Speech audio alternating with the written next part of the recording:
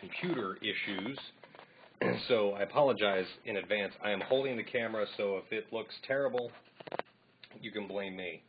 I am Tim Burt from timburtmedia.com, and I am really frustrated by this whole thing. I don't know what the problem is.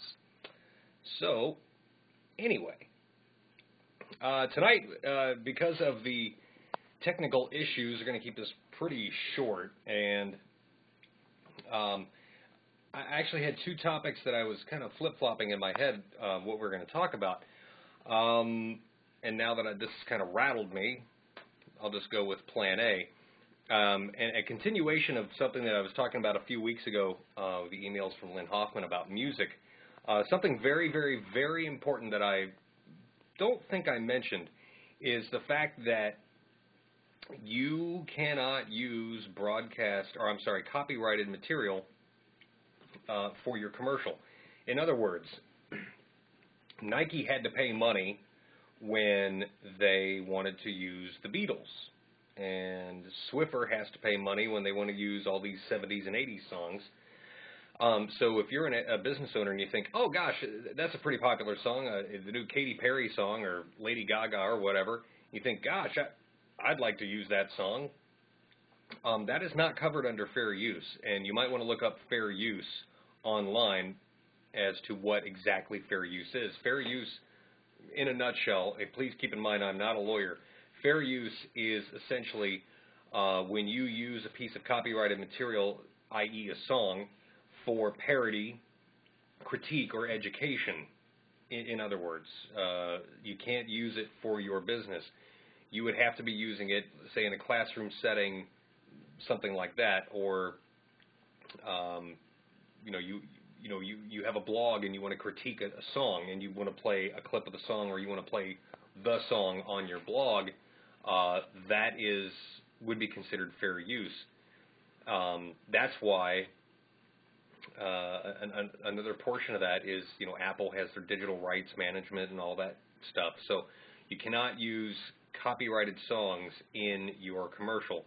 Now, what you can do is you can find one of the great many music library companies that could do a song or have a song or a piece, a composition that is very similar to that.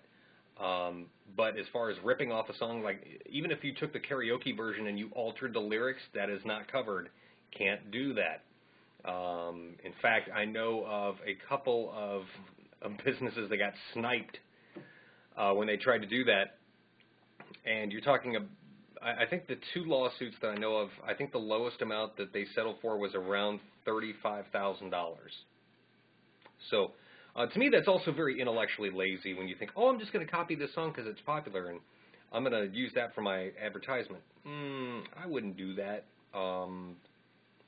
Because if you think that people are going to make the mental connection of that song with your product, doesn't always work. Doesn't always work, and especially if it's done poorly. So look up fair use and look up digital rights management, things like that. So you cannot take a popular song and use it in your commercial, even if you alter the lyrics. And the reason that is, in a nutshell, is because the artist is not gaining any benefit financially from you essentially stealing their work, and if they're not being compensated, the artist is not being compensated, then that's essentially theft, and you will lose every time in court, I guarantee you. So think again if you want to use copyrighted songs. The other part of that is, like I said, about it being lazy. It's just not very creative. If you're relying on a popular song to help to convey your message must be pretty weak, or you must not be very confident in your message. And at that point, that is when you have to go back and really boil it down, like I've said in earlier episodes of this webinar. Use the Post-it note method. What does your business do? If you had to write that on a Post-it note, a very small Post-it note, what would that be? Well, that's how you need to approach this. And using a popular song is not going to do it. So, bottom line, popular songs, copyrighted material, stay away from it. Now, there is fair use. Fair use and public domain. Those are the songs that the composer has to have been dead for, I believe, 75 years, something like that. Songs like Happy Birthday, things like that. Those are okay. But this is a very, very, very deep subject, a very lengthy topic, and if you have any questions at all, I would consult a music lawyer. But if you don't want to go that route, what I always do, if you're not sure you can legally use something in your commercial, don't, because the last thing you want is to get zapped by, an artist who may happen to hear your song. That's not cool. So any questions, please, I'd love to hear from you. timburtmedia@gmail.com, timburtmedia@gmail.com. You can also find me on Facebook, Twitter, YouTube, and LinkedIn and Google Plus and all those other places, a lot of places actually, at Tim Burt Media, Timburt Media. And again, email address if you'd like to send me a question, timburtmedia@gmail.com.